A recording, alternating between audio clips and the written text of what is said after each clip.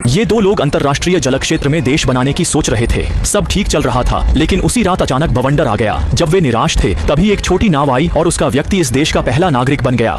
संयोग से वह जल और विद्युत का विशेषज्ञ था और उसने 2 दिन में घर बना दिया।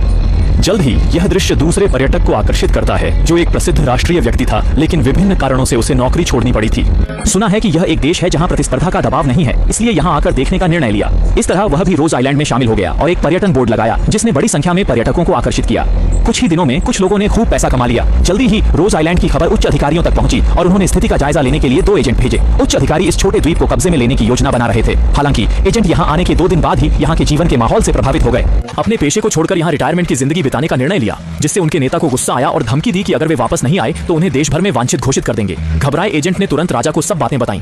उन्होंने कहा कि अगर वह रोज आइलैंड सौंप देते हैं तो बदले में 2 हवाई समुद्र तट मिलेंगे, लेकिन राजा किंग कयांग ने सहमति नहीं दी। वेनशेंग के नेता को फिर गुस्सा आया, लेकिन ऑफिस पहुंचे तो देखा कि लिफाफों का ढेर है। खोलकर देखा तो पता चला कि लोग अपनी नागरिकता छोड़कर रोज आइलैंड के निवासी बनने की तैयारी में हैं और मामला अब नियंत्रण से बाहर लग रहा था। राष्ट्रपति ने सीधे युद्धपोत भेजा और एक ही गोले से देश को नष्ट करने की योजना बनाई, लेकिन 6 राजा मरने को तैयार थे और झुकने को नहीं। राष्ट्रपति ने धमकी देने के लिए गोले दागने का आदेश दिया और फिर बड़ी कीमत पर बातचीत शुरू की।